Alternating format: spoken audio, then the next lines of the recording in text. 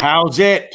First episode here for the Bearded Gooner Show on YouTube. I'm Tanner, the Bearded Gooner. I'm joined today by Andrew. He is of the From Dial Square to Where show on YouTube, so definitely give him a shout as well. He's got a great show going on over there. We're going to get into the result today at Vitoria. 1-1 draw, obviously conceding in stoppage time at the end. We couldn't even hold on there. Andrew has informed me he's got a rant that he's going to go on, so we're going to look forward to that as well and talk about, obviously, the match today, what we think of Unai Emery, where we go from here, and maybe dive into a little bit of talking about the Leicester match on Saturday and just kind of seeing, what we think come the end of that match. So, Andrew, why don't you go ahead and jump in here? I think you got to experience the match a little bit better than what I did today. Unfortunately, a couple of sick dogs and some errands to get done for me today, so I did not get to see it. Unfortunately, it doesn't sound like I really missed much. So what are your thoughts? Yeah, well, I could only listen to the match live on the radio over here. I was still at work at the time. But it was just the same old. And it was every single match you can predict pretty much from the start to the finish now without watching the game. It's just embarrassing, really. It's not any of the performances are not what you'd expect from this club. And I think people have got to, well, pretty much everyone. I don't know if you had much chance to have a look at Twitter today after the match, but I don't see anyone now that's not very, very strongly looking for Emery to leave. It's pretty universal. And how on earth can anyone make a single possible reason for him to stay? There's not one. And I think people have got to worry about, stop worrying about this getting into being a rotating door type of club along the lines of, what been going on at Manchester United and Chelsea the last few years. It's not like that anymore with a modern club. We're not changing a manager. We're changing a coach, a head coach. And the modern football club setup, which is the way that we're following, has got everything set up behind the scenes that an old-fashioned manager used to do. And there's a guy for recruitment, there's a guy that deals with the loans, there's a guy that deals with the finances. All we need from now on is someone to work with the players that they're given and to train those players and put them on a pitch to win football matches. That's all you need in a head coach now. And unfortunately, the head coach that we appointed seems to be extremely good at interviewing and not very good at coaching. And that seems to be the way he's getting jobs by the looks of it, because the way that he's managing our club, it's like an under-8s team that you go down the park and take your son along to play, and the manager hasn't turned up. So one of the parents step in and manage the team in his absence. And that's the way our team seems to be playing. It's got no cohesion. He's playing players out of position. And unfortunately, he's systematically ruining our players. No one can tell me, and I've just put a tweet out there not long ago, 10, 15 minutes ago, about Danny Ceballos, for example. You have a look at just to remind yourself about that absolutely incredible pass that he played against Romania for Spain in the summer. You have a look at the goal he scored for Spain against Poland. You have a look again at the debut he had for our club versus Burnley. And you try and tell me that the fans that have been going around the last few days saying that he's shit and we don't want to buy him anymore. I'm sorry, but no, he's not a shit player. He's a fantastic player with incredible skill, immense ability. He's only 22. We've got him from Real Madrid. He played 21 games for Real Madrid last year. So he wasn't like a bit part player. He played a big significant role for Real Madrid at a very young age.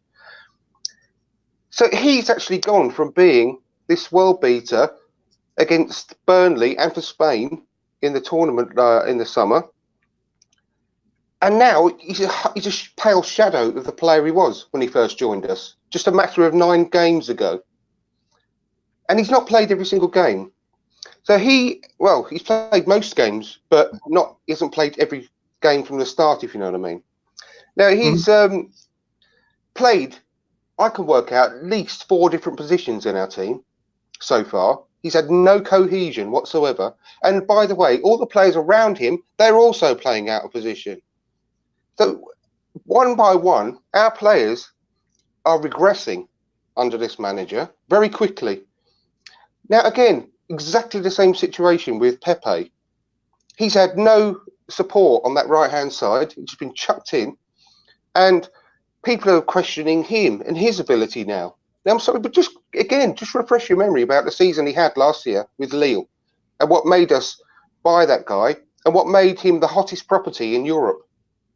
Now, at the moment, is he looking like a very hot property? Is he? Obviously, both of these players need time. They're both young. They're both coming into a new country, don't speak the language, probably haven't got a group of friends and family around here still. They're still finding their feet, but people are still judging them. Now, unfortunately, they're not being managed by someone who actually knows how to coach them very well at the moment. And if it goes on, we're also going to lose Lacazette and Aubameyang and possibly Torreira as well at the end of this season. Now, I need to remind you as well, at the end of last season, we missed out on the top 4 by 1 point. So every single point is very important. Why wait till after the Leicester match when we're going to get hammered? Because we're already 6 points behind them. We're going to end up 9 points behind them. Their goal difference is plus 18. Ours is plus 1. So that's like another point you can pretty much add on to there. So why chuck away another 3 points when we've got the possibility of a new manager bounce before the weekend and possibly just give Leicester a game? That I wanted to embarrass ourselves. I wanted to ask you about that, Andrew. I actually put a tweet out, I think yesterday or the day before, basically asking that question. Do you think a new manager coming in right now would make that much of a difference against Leicester? 100%. Oh, yes, definitely. Okay. 100%. Who could be put in charge that would do any worse than we're playing at the moment? Oh, do you think any manager would be able to manage this group of players and only muster one shot against a team of part-time farmers like we did today? I think the question the board has to ask themselves right now is not who could do a better job than Unai Emery. It's who couldn't do a better job than Unai Emery at this point. So that being said, who would you? I guess we'll just dive right in to the manager search then. First of all, do you think Emery is done? Do you think the board will pull the trigger after the Leicester match? If we drop the 3 points, which I think at this point everyone is pretty much banking on. They have got to have got the message already just by Twitter alone at the moment. I mean, you read some of the comments that they put when the club put the final score 1-1 after the match today. The last in a long, long line of very, very disappointing matches. You know, we've only won 1 match in all competitions since the last interlull. So you read the comments that are just on that one post. And if they haven't got the message, then we do have to start asking them some serious questions, because we put in place Edu so that he could create the same kind of environment that Ajax have, Barcelona have. So when the young kids join our team, they start learning the same way of football that eventually all age groups will be playing throughout the whole entire club, the Arsenal way. And if Edu, who is an invincible, is not looking at this football and thinking, this football, I'm sorry, but it's dog shit, Unai. What are you doing? Then Edu needs his head looking at as well. And sorry, I should have asked you before we went live. I should watch my language. We're wide open here. We're wide open here. I'm not going to censor it. It's slightly concerned. Well, we don't know but if Freddie Ljungberg sitting next to him on the bench is not saying, Unai, what the fuck? our players doing on this pitch, then that's going to be a little bit of a concern. But we don't know whether that's happening or not. But surely the people around him are looking and not happy with the way that our team is playing football, because it's just, well, we all know there's no cohesion. There's just so disjointed. It's unbelievable. You know, the way that we're defending, a pub team could defend better than we are defending. And we've got good defenders. We've got good midfielders. We've got good attackers. We've got the best squad we've had in a decade. I keep saying this on different podcasts. We have. We've got the third best squad in the UK. We've got the third best squad. And we're playing worse than... Well, this is the other thing. Sheffield United... I've seen so many people on Twitter saying, well, do you honestly think a new manager will be able to get this group of players into the top four? Well, Sheffield United, with a team of League One players, schooled us in how to play football and how to coach a team. Their manager has been absolutely fantastic. And I was on another, I think Ryan might be watching at the moment from the Mr. Arsenal podcast. Yeah, I think excuse me, I apologise. Well, I said on the Sheffield United preview show, we'd be lucky to get out of there with a point with Sheffield United, because the manager is fantastic. He worked his way up from the National League with a different team. He has got teams promoted all the way from the conference, all the way through every single league. And in the last 5 years, you know, once Sheffield United have gone ahead, they've not ever lost a game in 5 years. Yeah, that's a crazy stat. Well, it just shows you what could be done with any group of players when you know what you're doing as a coach. Mm-hmm. Now, if anyone can tell me that our squad isn't good enough to get in the top four, I'd say just go and watch Sheffield United. They're a point behind us at the moment in sixth. Yep. So no one can tell me that. It's just absolutely ridiculous. And like I said, a lot of those players in that starting 11 were with him when he was in League One with Sheffield United. Mm-hmm.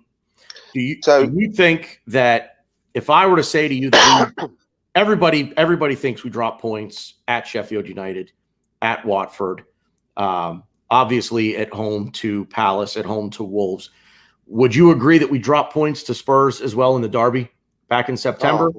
Or 100%.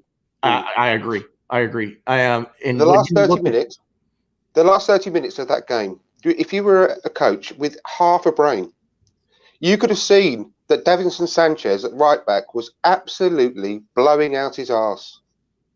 And the manager didn't spot that at all and didn't exploit it. We didn't go down that side the last half hour. Didn't give him any problems whatsoever. And the only reason we got a point out of that game was the players. We got a point despite the manager. I was at the derby. I was at the Sorry. derby last year. No, you're fine. I was at the derby last year. Not the cup match in sort of late December, right before Christmas. But I was at the derby at the beginning of December.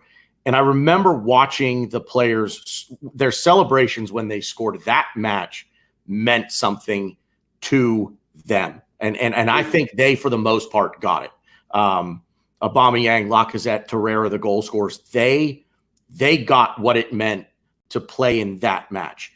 And so I think you're spot on with the players are the ones that got us that draw, got us that point against Spurs in Derby. But I've been harping on this for weeks now, saying that if you go back and you add up the points that we've dropped, my goodness, we'd be in second place.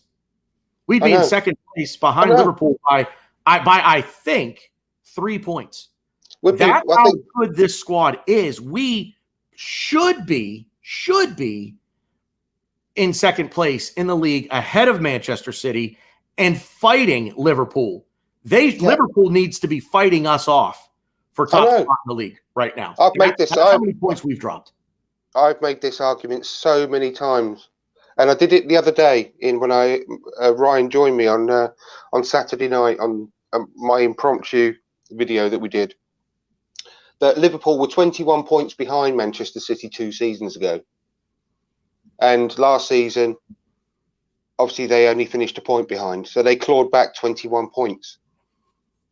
So we went through the squads between our squad and Liverpool's squad. And there's not that they've got a better squad, but there's not a huge amount in it. And we could have quite conceivably caught up Liverpool this season with the additions we made in the summer. People think I'm crazy saying that. I'm not crazy. I'm not crazy at all, because look at the points dropped. Yeah, it's highly conceivable that Liverpool will still have a fantastic season this season, like they are having, but not quite get to the 97 points again. Even if they drop to 10 points, for example. Excuse me. Excuse me. I've still got a bit of flu. No, that's all right. Hope you feel better. Even if they drop to 87 points, that's still a league-winning season in most seasons. So if we did the same as what they did to Man City the season before, clawing back 21 points, all we'd have to do is win 5 more games than we did last season, or the equivalent of 5 more games points. And with the additions we made in the summer, there's no excuse for not doing that. So we could have quite easily put a challenge in this year with a decent coach. I think so. People don't understand that at all. And I want to go back just very quickly to the point I was making earlier about people worrying that by sacking, we become like all the other clubs.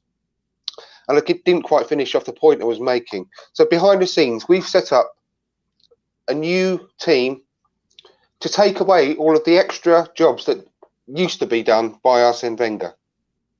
And so all we need now is a new coach.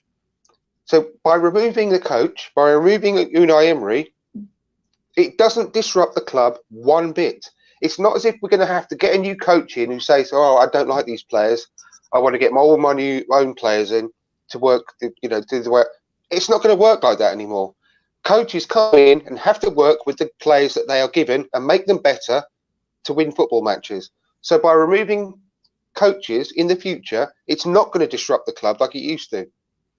So we've got to get out of that mindset that by sacking Unai Emery, we're going to go back to square one. We're not. We've still got the same squad, and we've got to get someone in who can work with those players. This is exactly down to, in my opinion, this is exactly down to Unai Emery, because the players, as you said, Andrew, the players are good enough. This is down to lineups, and it's down to tactics. And every single match, he just seems to get 2 or 3 players wrong, where you say, why aren't you playing him?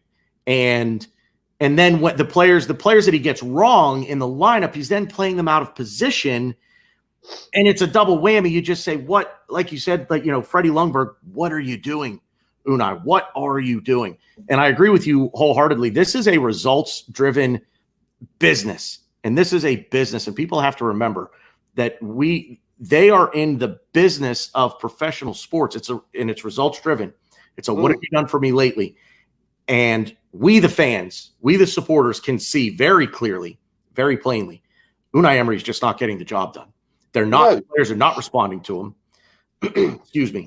And when he's putting together his starting 11, he's getting that wrong. Then he's getting the tactics wrong. We're going on the road to Sheffield United and setting up to not lose 3-0. I know. I said during the Liverpool match that he set us up to not lose 5-0. I genuinely think he was satisfied with losing 3-1 to Liverpool. I genuinely think that.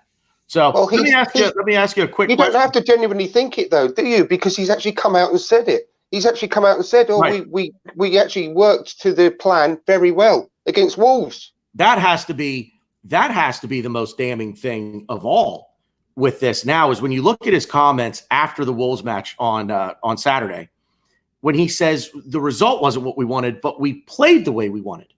Exactly. You played to the result. So what the defense was so deep, they might as well have been in the bogs in the changing rooms, because they weren't anywhere. The goalkeeper could have easily been jostling for position with them. They were that deep. Who else would go out and score a goal and then sit so deep? and allow so much pressure. Now, Elliot from the Arsenal Vision podcast said this as well the other day. It's very, very valid, and I wholeheartedly agree. One day, we are going to get smashed 5 or 6-0 easily, because that's the law of averages. Because each match, we are allowing 25, 30 shots against us. And all we're going to have to do is one day, someone is going to come and score a hat-trick of 25-yard curlers, because that's the way it's worked. If you allow that much people to shoot on your goal, some of them are going to go in. We're not going to be so lucky anymore. It's going to be Manchester City in December. Oh, my God. It could be Saturday. Let's face it. It could be. I agree with you wholeheartedly, Andrew. You can't gamble with the law of averages and expect to come out of it smiling every time. It ain't going to happen. Lee Judges on Same Old Arsenal podcast, and obviously of Arsenal Fan TV, whatever you think of those guys. But I like Lee. I find myself agreeing with a lot of what Lee Judges says. And he said after the Crystal Palace match 2 weeks ago, he said, are you willing to sacrifice $40 million in May and June to save $6 million now? And you're going to pay the $6 million to Emery regardless. You're going to pay him that to finish out the season, or you pay it to him if you sack him. I think that's how it's going to work anyway. I don't know the particulars of the contract. But he hit the nail exactly on the head. We cannot afford to suffer through another season of Europa League football. And I'm going to say this. If they don't sack Emery and they give him this entire season, we're not going to finish top 6. We will not qualify for European football next season. So there will be no even Europa League to fall back on. You know what's even more worrying? What's even more worrying is I read yesterday that they're willing to sell Aubameyang if they get an offer in the region of £72 million or something. I mean, what the hell is that all about? I mean, that's gross negligence. I mean, he's a 30-goal a season striker, and they expect us to be able to take his goals away. Where would we be? Where would we be? We'd be in the bottom 3. Well, we'd be. I'll tell you that for now. We've got no one else. Yeah, we'd have no. Who else is scoring for us? No one. No one. So who's going to put the ball in the back of the net if we sell him? Right. That'll be even worse in our situation now. It'd be even worse than when we sold Van Persie and just gave the title to Man United for £25 million. That's what we did. We sold it, and Glenn, who's been on my show several times, Glenn DITM, he said we sold the league to Man United for 25 million quid. But this would be even worse, because we would be not even near the top of the table if we sold Aubameyang. It's just beyond a joke what's going on. And I just hope that wasn't true, what I read yesterday about selling him. Because if we sell him, what kind of ambition is that for us as a club? Yes, we've got Martinelli. He ain't nowhere near ready. I love the guy, and I genuinely think within a couple of years he could be one of the best in his position in the world. But he's still not ready yet. He showed that today. Now, Saka, what's going on with Saka? Again, he looked like he's so full of enthusiasm when he came into the team. It's all gone. It's all gone. Is it being coached out of them, or are they just completely losing all faith in the way that Unai Emery is doing things? Because something's going on. Pepe is not as bad as he's showing now. Pepe is a brilliant player. Even Lacazette and Aubameyang. Lacazette hasn't looked the same. I mean, people have been putting it down to him just coming back from his injury. But I don't think that's the case. He looks miserable. Yeah. Aubameyang hasn't got the same spark. Well, it's down to Emery. I think he's lost the players. I think I said this 100%. on the Arsenal Fan Circle podcast, I think 2 weeks ago with Ray, where I basically related what Unai Emery is doing with us to a U8 team or a U9 team, where before you can shoot the ball on net, you have to pass backwards to the defense. You have to learn to play defense before you can shoot on net. And that just, he wants more structure in his attack. He doesn't seem to coach any structure in the defense. And it should be the exact opposite to me. You want the creativity and the expressiveness in the attack. You want the structure defensively, and let these guys go forward. And he doesn't seem to want to do that. He seems to want to, a guy who said he would rather win 5-4 than 1-0. A guy, he just seems to put the handbrake on and say, no. We're going to play for the draw on the road or to not get our doors blown off 5-0 at Liverpool. And he'll be happy with that result. And it just makes absolutely no sense to me when you look at this team. And Andrew, I agree with absolutely everything you're saying. You're spot on. He can say what the hell he likes, whether he wants to do with this or wants to. There is no structure in any part of the pitch. There's no structure in defence or midfield or attack. There is no structure anywhere. If anyone can point out a little bit of structure to me, please do, because I can't see anything. I just see 11 players on the pitch, not really knowing what to do from 1 minute to the next. And half of those 11 out of position, by the way. Yeah. Well, we mentioned earlier about the Spurs game, and it was purely down to the players coming into their own to grab us a point. Exactly the same thing happened versus Aston Villa. Purely down to the players that got us the win against Aston Villa. Aubameyang just dragged us kicking and screaming in that game and said, we're not losing this game today. I don't care that we're playing a man short. We're not losing this game today. Let me bring Ryan in here. Andrew, he says, do you guys think Emery's hand was forced to take the armband off Xhaka by the board? I guess let's start there. So do you think the board told Emery to strip Xhaka of the armband? Yeah, I don't think Emery makes up his own mind about anything, to be perfectly honest. What decision has he actually made since he's been with us? Yeah. Apart from playing players out of position. And to follow up on that, Ryan says, do you think that Auba was picked by the board as the replacement captain simply because he's a fan favorite? Let me jump in on this, Andrew, real quick. I actually think that Aubameyang was probably next in that group of 5. I think he was probably next to mine. But I also think that Emery chose Aubameyang because whoever chose him, I'm not going to speculate on who I think chose him. Whoever did choose Aubameyang as the next captain, I think he was chosen because, he's a fan favorite. And I think the thinking there is get the supporters back on board with the captain. So what's your take there, Andrew? What do you think on that? My take is that probably was Emery's decision because it was the wrong one. If he had anything about him, he would have picked the right captain. There's only 3 in my book. Bellerin, Tierney, or Louise. And do you know who my favourite would be out of those 3? And most people will disagree with me. But the only leader on our pitch is David Luiz. And people keep saying, oh, you've got to get rid of him, our defence is shit, blah, blah, blah, blah, blah. I'm sorry, but if we didn't have David Luiz, we'd be in an even worse position than we are now. Because he's the only one pointing and shouting and trying his best to get some kind of cohesion on that pitch. And Tierney's close to him because he does a similar thing. But David Luiz has been the captain of the team in all but name. And you have to watch him during a match and you'll see exactly what I mean. People won't believe me, but just watch David Luiz. And he's actually the only one trying his best to do things like that.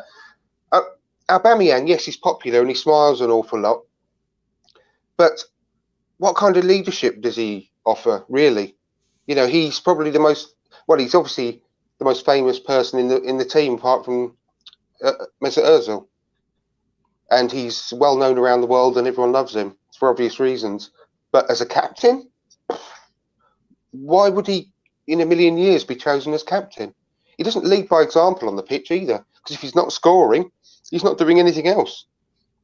He scored obviously in the last match against Wolves, but before that as well, he's done next to nothing in the matches, and it's not his fault. I'm not blaming him and I'm not knocking him. He's had no service. There's been absolutely zero support of the front 3. Basically, if they get the ball, they've just got to try and make something happen themselves. That's it. I'm with you on the Bellerin shout for captain. I really am. We've seen some improvement since Mesut Ozil came back into the team. Obviously not transformative, but we've seen a lot of improvement. And that just shows you whether he's clearly not the same Mesut Ozil we bought from Real Madrid, but he's still head and shoulders above anything else we've got in that end of the pitch, midfield-wise. Absolutely. Whether he's at 50% Mesut Ozil, is still better than anything else we've got. We've actually got no other number 10 if you think about it. Yeah. I want to get back to a point you made about Dani Ceballos, because I was at that Burnley match, and I got to tell you, I was up out of my seat easily half a dozen times with plays that he made in that match, and then just sort of fell off, and he just hasn't really been the same player since. And you're absolutely right. Mesut Ozil is the absolute. We still have yet to see. Think about this. We still have yet to see, arguably. Maybe not arguably. I think our best player is at this point. I think it is Aubameyang. Mesut Ozil is certainly up there. You're right. He's not the player that we bought from Real Madrid, but we have yet to see our full-blown attack play together on the same pitch in a meaningful match. Lacazette been injured, so obviously gets a bit of a pass there. Aubameyang, Pepe, with Mesut Ozil playing in that number 10 role right behind the three of them. Yeah. And I just don't get that. It comes back to Unai Emery. It's as though he's chopping off his nose to spite his face on this. And you have to see at some point that Mesut Ozil did I lose him? Yep.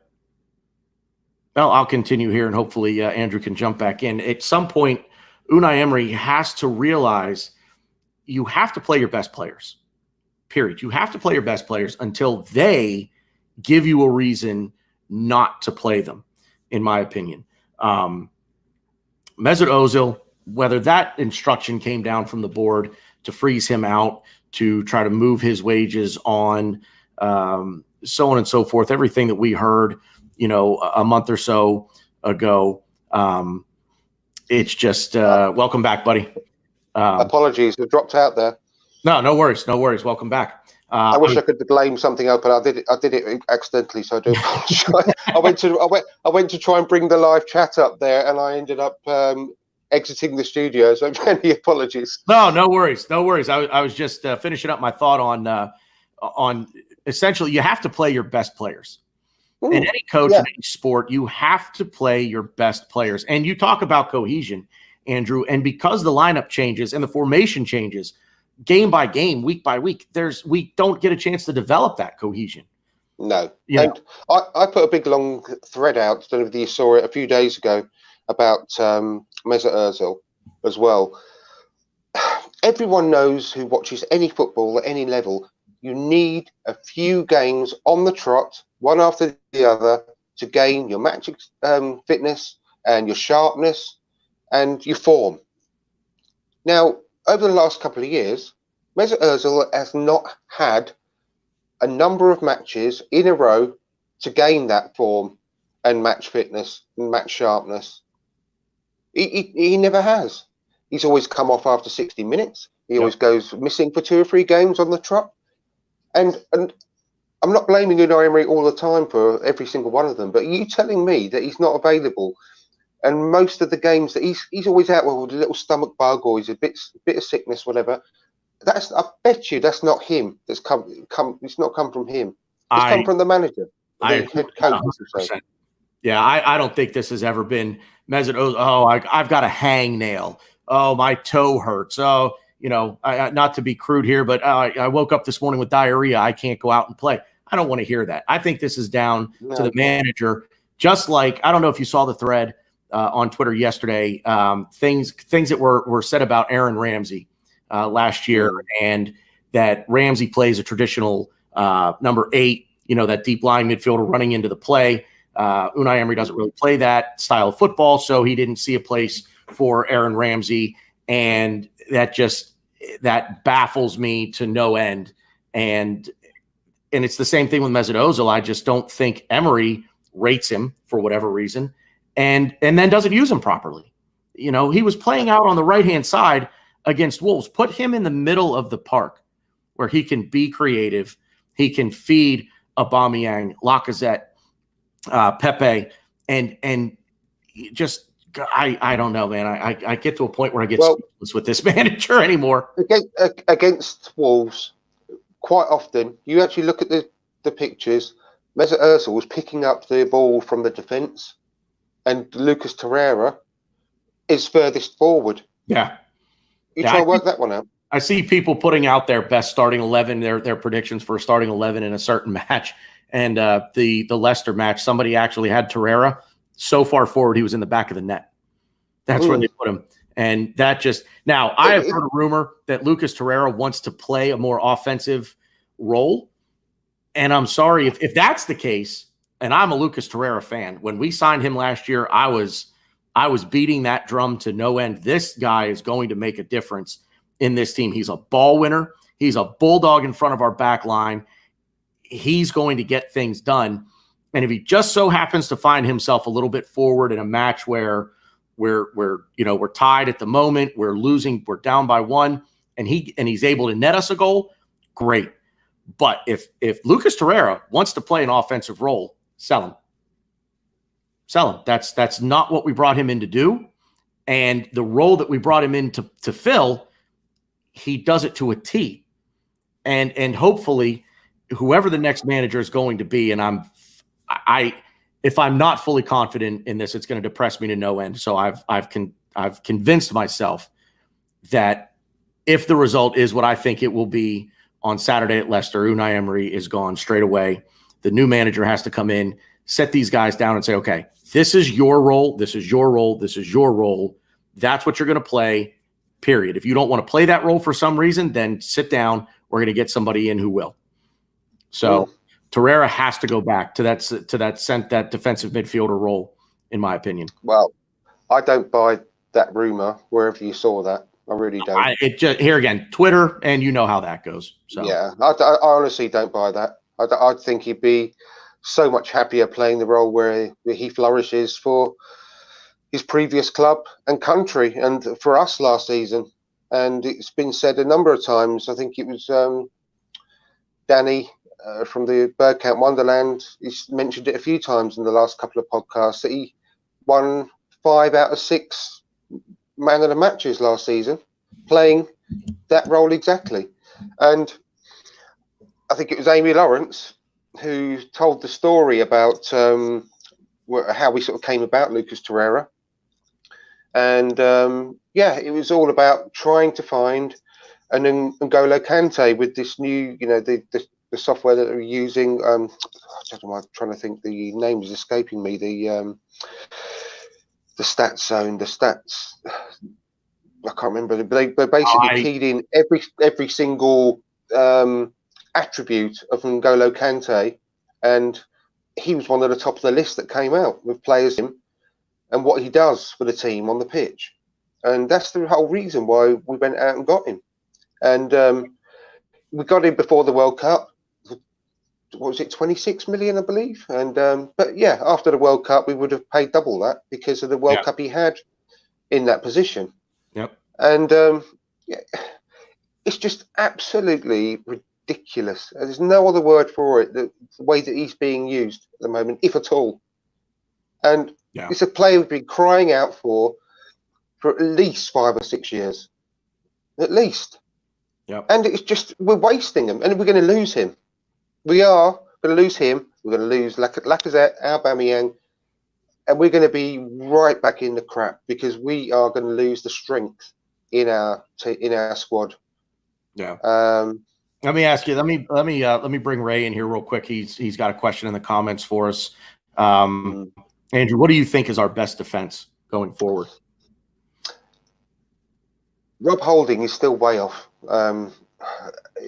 He's definitely not got his sharpness back. He's going to have to carry on playing, unfortunately, in just the cup competitions for now until he's back fully fit. Fingers crossed he might get a lot more work done during the international break. But at the moment, though I'd love him to, I don't think he's ready for a start. So, because ideally I'd love him to be alongside David Luiz in the centre of our defence, but 100% he's got to be starting Bellerin and Tierney at fullbacks now, especially starting from Saturday. We're desperately for him to start. There's two ways of looking at it. I've been toying with this idea whether we should potentially do a similar sort of, well, I think today it was more like a 3-4-3 formation, which was really odd the way he got set up. But there are some positives to possibly take out of having three at the back with the two wing backs, and maybe have Callum Chambers, Socrates and David Luiz, but having David Luiz in the middle, so whereby we haven't got to worry about playing it out from the back too much, because David Luiz could be able to carry it out from the back himself and start pinging the balls, accurate passes more than long balls, against starting at Leicester would be very, very helpful, in a similar way that Leicester smashed every team ahead of them when they won the league, just pinging those long passes out to Jamie Vardy. We've got the pace with our Aubameyang and Pepe to do the same to them. And so I'm toying with that idea. And it keeps Callum Chambers in the team, because he's probably one of our most informed players at the moment as well. And for him to get dropped when Bellerin comes back, it's unthinkable at the moment. So that's a possibility. If it was a back four, it would still at the moment have to be Socrates and Luiz, but I just don't like Socrates. He makes mistakes in every single match he plays in. Possibly, if when Bellerin comes back, it could be Chambers and Luiz at the moment until Rob Holding's, that's exactly where I was going to go with it, Andrew. If we start Bellerin and Tierney at fullback, could we then put Socrates on the bench and move Chambers? I'd like that. Partner him with David Luiz. Yeah, I'd prefer that, because Socrates looks good. I've said this in so many podcasts, and I'm sorry I'm keep repeating myself, but Socrates, for 85%, 90% even, of every match he plays in, he looks great. And people get swayed by his fist pumping and his passion, his clenched fists. But he just makes a brain fart moment in every match that Mustafi got absolutely slaughtered for last year. And he makes even just as bad, if not worse, mistakes a lot of the time. And everyone is blaming Chambers for the goal against Wolves, but I think it was him all over. He was just standing there like a lamppost, didn't move when that ball came in. I think there were a lot to blame. There were. I think Chambers is very hard done by with the blame he's got, because I think he was trying his best to bail out Socrates for doing nothing. He's just standing there like a lamppost, watching the ball just go straight over his head. And he does that sort of thing all the time. Gets caught out of position. If it's too quiet a match for him, he'll run after the ball and try and get some excitement for himself. Yeah, and like he did their first goal. Absolutely. Yeah, absolutely. Just that was mind-boggling. I don't rate him at all. I don't rate the guy. I'll be honest, Andrew. I thought last year he was a far better player. Still a little bit of the mental mistakes, but nowhere near to the degree that he's had this year. I'm with you on I would move Chambers inside, Bellerin and Tierney at fullback, and I'd take Socrates out. I'd leave David Luiz in there. I agree with the communication thing with David. Definitely. Luiz. He's a guy that's out there, he's pointing, he's talking, he's getting guys where they need to be. And look, they're not perfect. Look, don't get me wrong. I was just about to say, don't get me wrong. He's not an absolute model defender by any stretch of the imagination, but he is by far the best central defender we've got. And he's not blameless, but he's let down an awful lot by the people around him. And more than anything else, he's let down by the manager not setting the team up right, because he's not getting any protection from the midfield that are in front of him. None at all. We just let the players run up to us and just bombard the goal with shots throughout every match we play, no matter what the opposition is. It's just always the same. And he's valiant in a lot of games. Yes, he's been caught out. Yes, he's made mistakes, but that is not just down to him. It's not all these issues we've got. It's not down to the defence alone. It's the whole team. The whole team. We're not defending from the front. We're not pressing like we're supposed to be, like he said that we're going to be. We've not got any protection from the midfield for the defence, and we've got no help from the forwards from the midfield either. There's no cohesion on any part of that pitch, and that is only down to one man. And David Luiz, yes, everyone is getting pelters from loads, big sections of the fans, and these people need to sit down and watch the match and realise what's going on, because people say the players have got to take a lot of the blame, and yes, they have in lots of cases. But I'm telling you now, most of our problems, not all our problems, is not down to the players on this occasion. It's down to the manager. And when it has been down to the players, it's because the manager hasn't helped, because he's ruining their confidence, or playing them out of position, or just not playing them at all. And that's the sum up right there. That's it. That's what it's all about right there, in my opinion. So, Andrew, let me bring Ryan back in here. He's got a question, and I'm going to let you take this one because, unfortunately, this is a bit before the age of the internet. So while I still rooted for them at this time, I was not really able to really know what was going on other than results. Do you guys get a bit of the Bruce Rioch situation with Unai Emery? Now, I know that Rioch coached the 95-96 season, my senior year of high school. But like I say, a little bit before the age of the internet, so I was pretty much confined to results, and that was it. So go ahead and take that one. Let me know what you think on Bruce Rioch and Unai Emery. Well, I do, yeah. I think there's a lot of similarities. I think Bruce Rioch was only ever a transitional manager as well, and there were a lot of issues with Bruce Rioch when he was around at the time. But my take on things, from a lot of the stuff that I've read, is that from quite early on within Bruce Rioch's tenure, David Dean, as it was then, had his eyes on Arsene Wenger. And I can't remember when it was, but there was a chance meeting between David Dean and Arsene Wenger, and he was hooked from the moment he met him. And at that point, he was over in China. And for some, well, we all know what a gentleman and a man of his word that Arsene Wenger was and is. And he'd agreed to a certain length of contract with the Chinese side, and he wasn't ever going to let them down. So we had to wait for Arsene Wenger. And I think from very early on within Bruce Rioch's tenure that was always going to be the case. And I think at the end, Arsene Wenger joined after the season had started in '96, and that was the earliest time that he possibly could. And I think Bruce Rioch was just unfortunately a victim of that, because from the moment David Dean became acquainted with Arsene Wenger, that was it. He was going to be our manager. And I think he was doomed to failure, really. But he was never the right guy, unfortunately, for Arsenal anyway, Bruce Rioch, because I think they thought they were going to get the next George Graham with Bruce Rioch, with the same kind of character, same sort of Scottish sort of hardness about him. But he was never the same character as George Graham was. It was never going to work, unfortunately. But it was meant to be, because he brought David Platt and Dennis Bergkamp to the club, and without him, well, not saying we never would have had them, but at the end of the day, they came in under his watch. So for that, we've always got to be grateful. But there are some similarities, because I don't think Unai Emery was ever more than a transitional manager for this club. But unfortunately, I think the board have been caught a little bit cold somehow. I don't know how, because at the end of the day, we all know he should have gone at the end of last season. Hindsight's a good thing, but I said it from the start.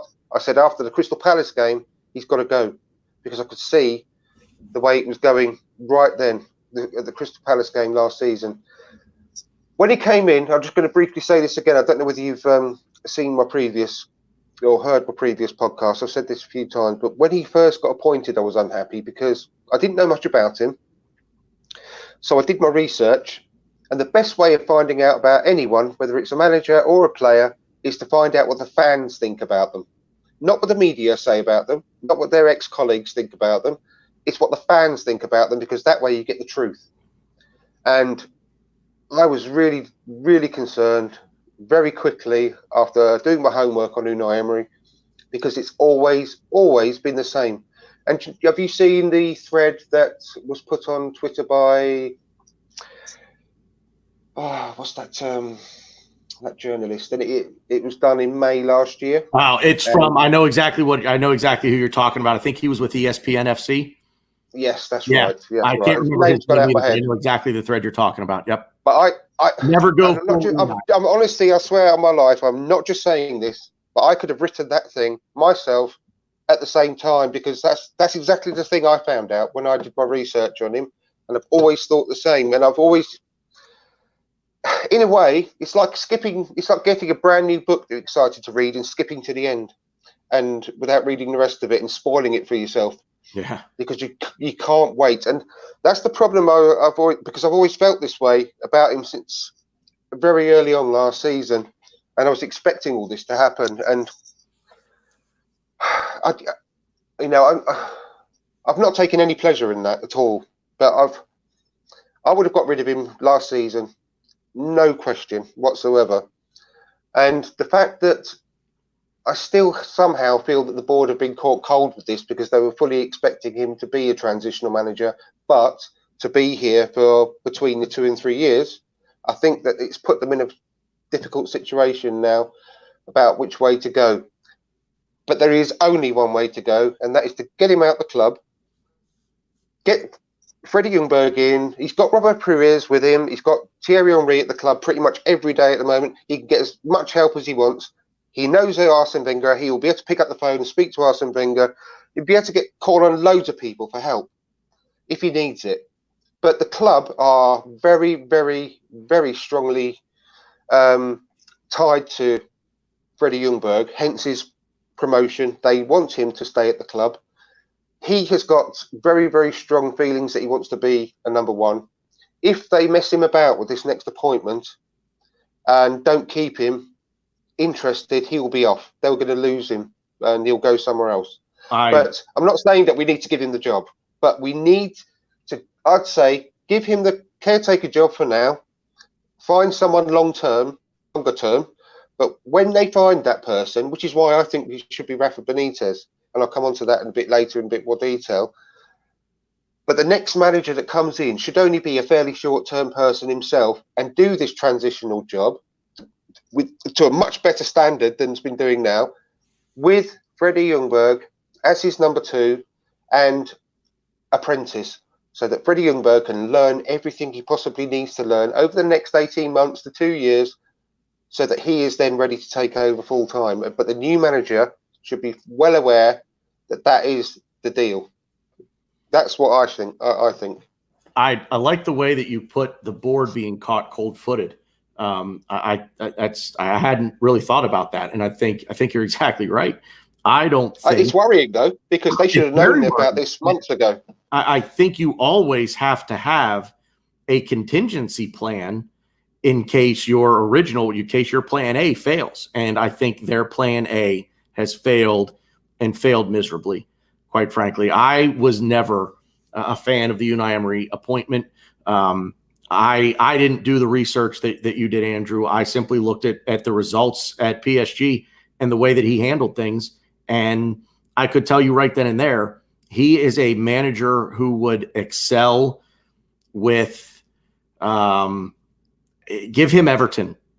Give him, I won't say give him Wolves, because I actually have a ton of respect for Espirito Santo. I think he's a tremendous manager. I really do. So I'm not even going to say Wolves, but if Stoke, I was thinking of Premier, like in their current League clubs. No, I don't think he's that good. I don't think he's that good. I don't think he's good enough for the Premier League to overachieve, if that makes sense, because I don't think the expectations at a club like Paris or Arsenal, I think the expectations are too high. I think he needs to go to a club where the expectations are, hey, finish anywhere between 14th and 8th, and that's considered successful for that club. I think that's where he excels. He excels at clubs that he can take a little higher than what their supporters and the board expect them to do. And there's something there. I'll say one thing. You don't win the Europa League 3 years on the trot without having some ability as a manager. So I'm not going to completely slate him off. I think he needs to find the right situation. We were never, ever, ever going to be the right situation for Unai Emery. I want to touch on what you said about Freddie. Would you be willing to give Freddie the job full time if he took over as caretaker and got us top four?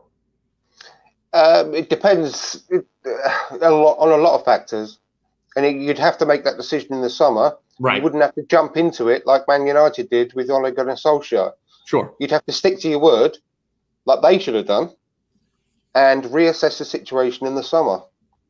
But I'm telling you right now, he will get exactly the same kind of instant impact that Ole Gunnar Solskjaer had when he initially took over at Man United, because it's a piece of piss to do that. The players will run through a brick wall for Freddie. They all love him. They all respect him massively.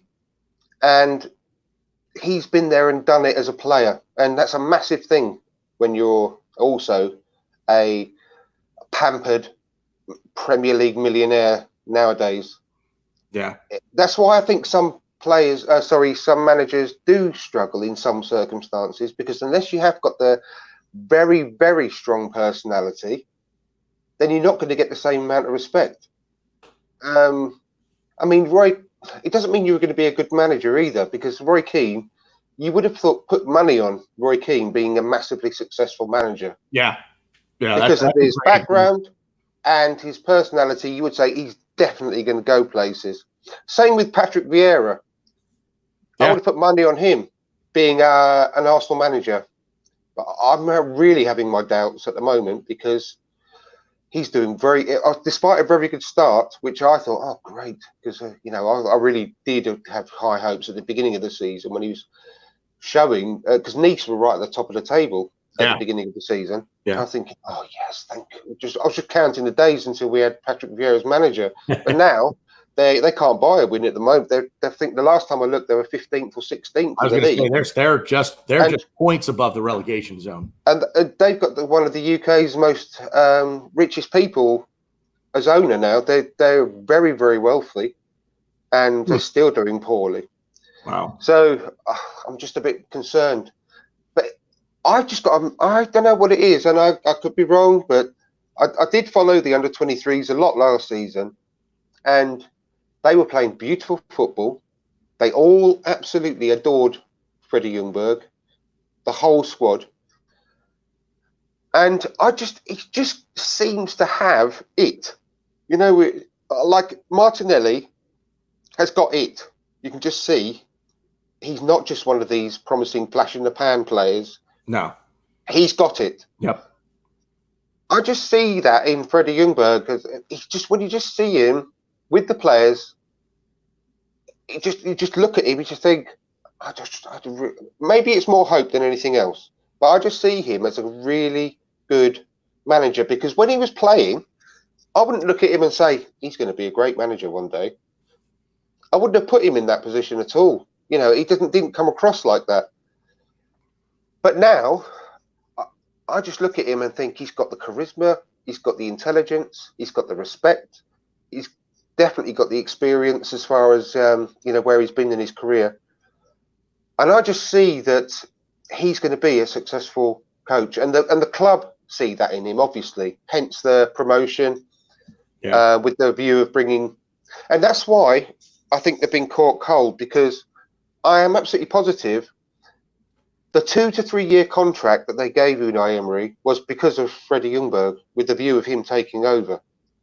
I think they had hopes that it might be after the second year, but they added on the third year as a bit of a safety gap, so that they could do Freddie, if he wasn't quite ready, that he could work with him for a third year. Yeah.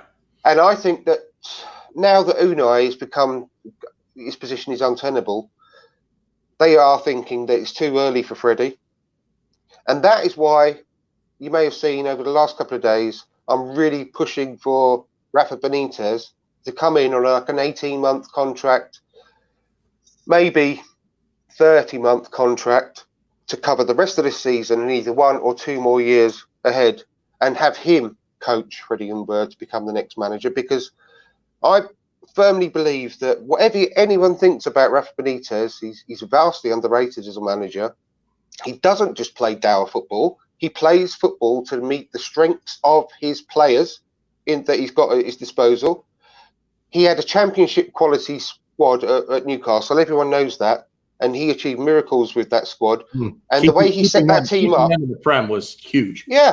Well, the way he set that team up was because of the quality of players that he got at his disposal. And he set them up like that not to lose games, because that's all he could do with Newcastle United.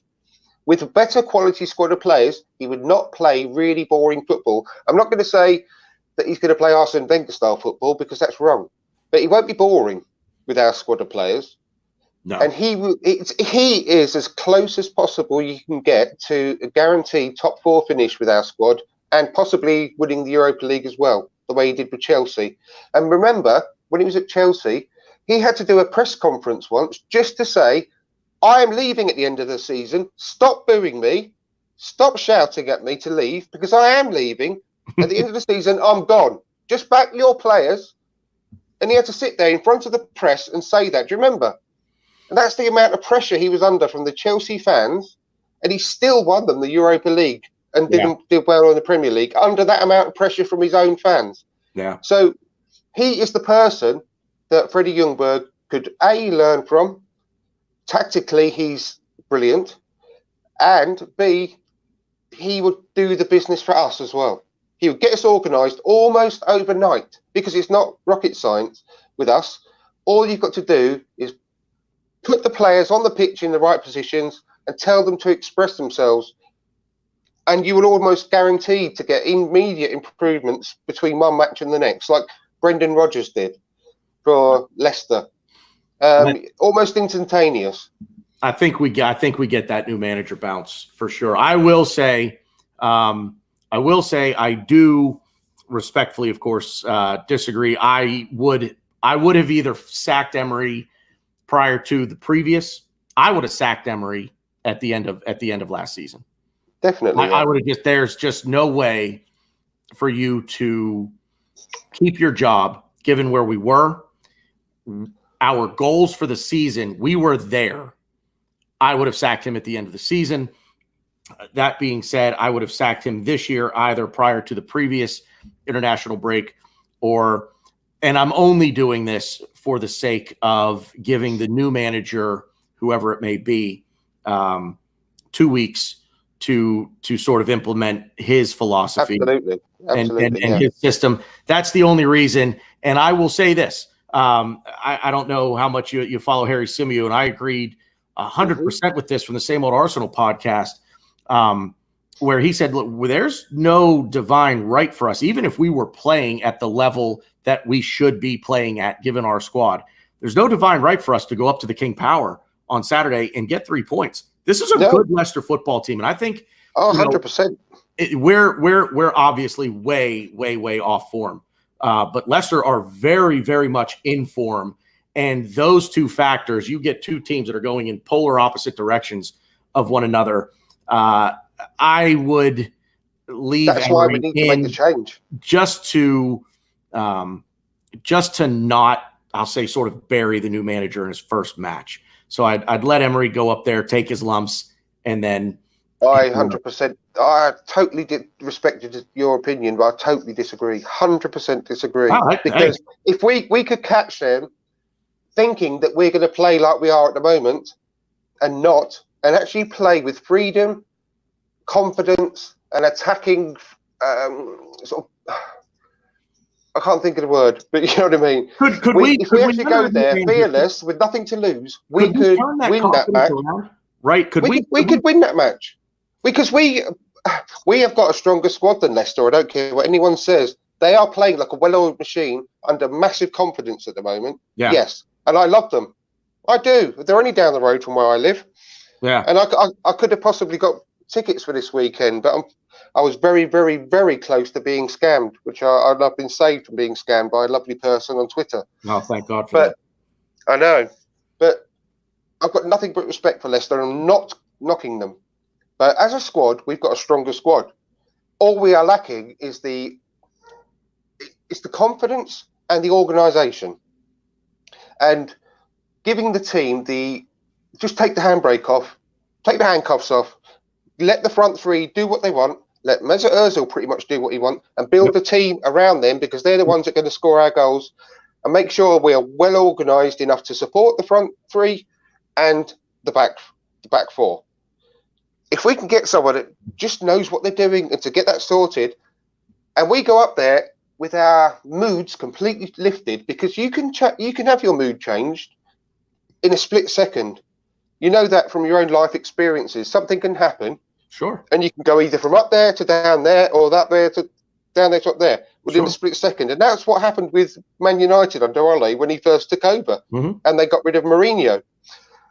If we had that kind of uplift, there's no reason we couldn't beat Leicester and surprise them on the day. And I'm sorry, but we missed out on top four by 1 point last season, and we can't afford. We just know how important every point is. If we go up there and just give away those 3 points that we would do if we just let Emery take that match, then that could be the difference between top four and not top four at the end of the season. If we go up there and give ourselves a slight chance by lifting our confidence and getting a bit of organisation, then why wouldn't you do that? Because we are not going there under Emery, and we are not getting anything. That's a good point. 100%. That's a good point. So why not go for it?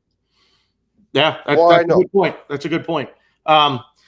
Let's wrap up on this note. We both know that Unai Emery is not going anywhere now prior to the Leicester match, barring an absolute shocker in the next 48 hours. I don't see him going anywhere. I don't know. I mean, after that performance this afternoon, I mean, anything's possible. Yeah. Anything. I don't know. I'm not holding my breath, but I'm not holding my breath, but there's a chance. Don't hold it too long, mate. No. Give me your predictions. Give me, if you can, give me a prediction on a starting 11, and then give me a prediction on the match result. Well, you want me to give you a prediction as in what I think he will choose, or what I would like to choose? No, give me your prediction on what you think he'll choose. I think what we would choose at this point is probably, I dare say that as a supporter, as a fan base, I think we'd all pretty much choose the same 11. Maybe one or two differences here and there, but I think by and large, as a fan base, I think we'd all choose the same. The majority of us would choose the same starting 11. Now, give me your 11, give me his 11, and then give me a score result. I think that he will do the back three, choose the back three like he did today. I think that was a bit of a practice run today. So I think he will go for Bellerin as right wing back. That's the reason why he didn't play today, didn't travel. I think it'll be Callum Chambers, Socrates and Louise, and Kieran Tierney on the left. I think Xhaka will come back. I think Guendouzi will play. And I'm hoping that he might still go for the front three of Pepe, Laka and Aubameyang. Yeah, well, I don't know. I also think he might play Mesut Ozil, because he obviously didn't travel either. And I think he cannot risk. One other thing I've been saying, just quickly, is that I can't believe no one else has mentioned this on Twitter or on any other podcast, but bringing Mesut Ozil back into the team is 100%, as far as I'm concerned, a smokescreen to get rid of the Xhaka issue and the Emery issue. Emery brought him back in just after Xhaka walked off the pitch. And he couldn't stand that. He couldn't stand the own pressure on him. He couldn't stand the pressure that caused. And as a smokescreen, he brought Mesut Ozil back into the team, because all the fans have been chanting for Mesut Ozil just to get at Emery.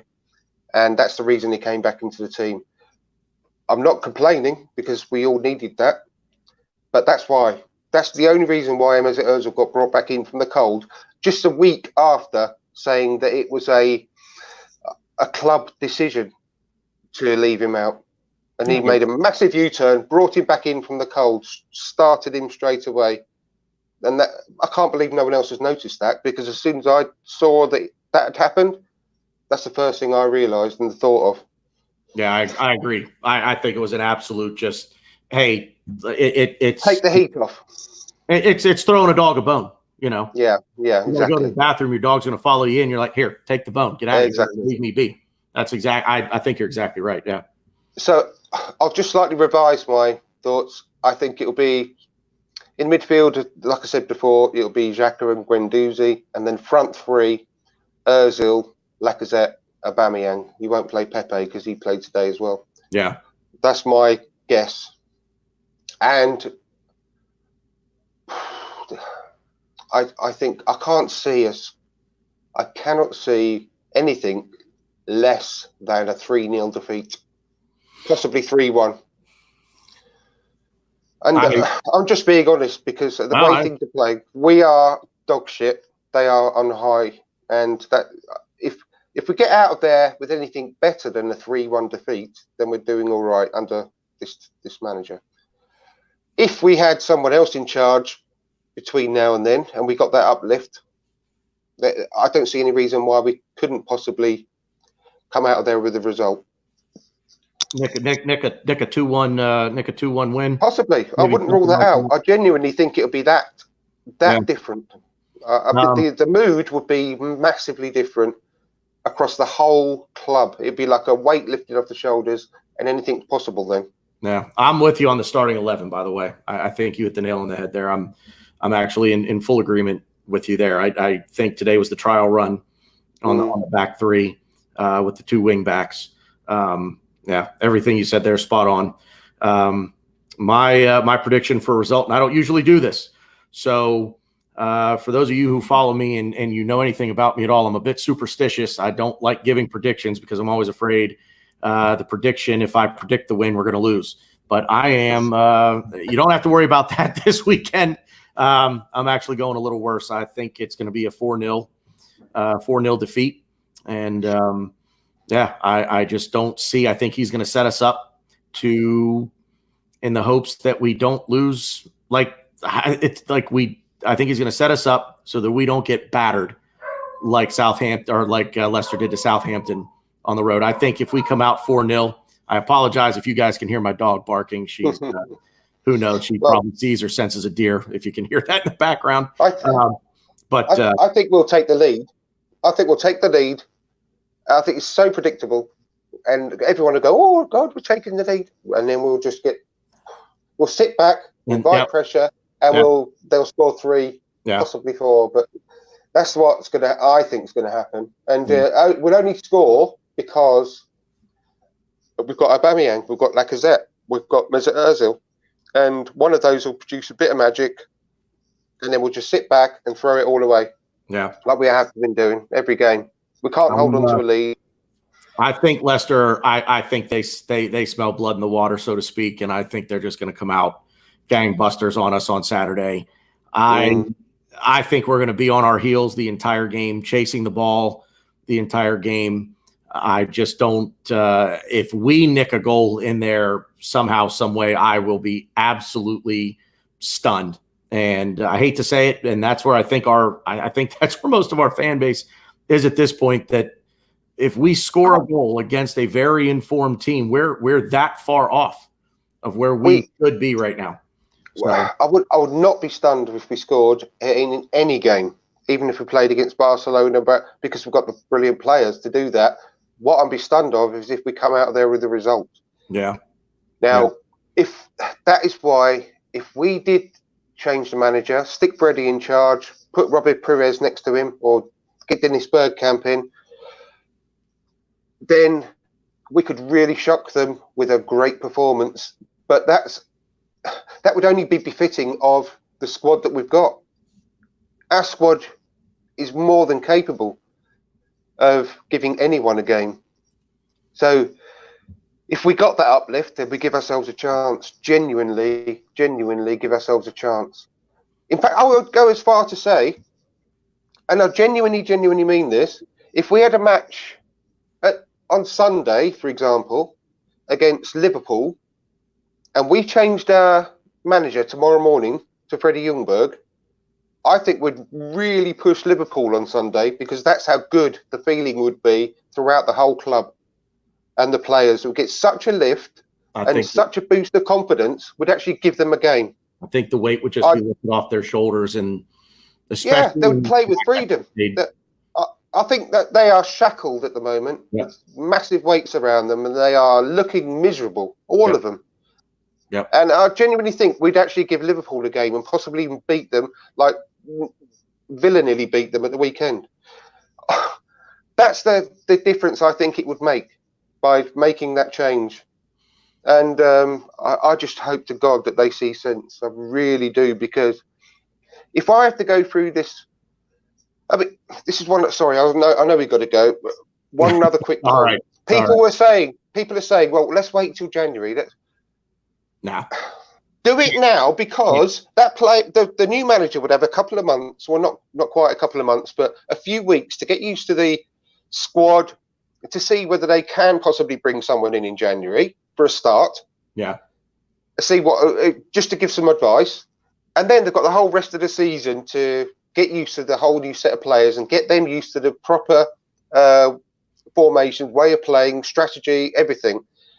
But if you wait until January, then that new manager hasn't got a few weeks to get to know the squad and to see what the weaknesses are and strengths, etc., to see whether we can possibly bring someone in. Because don't forget, Josh said we should be excited for January as well.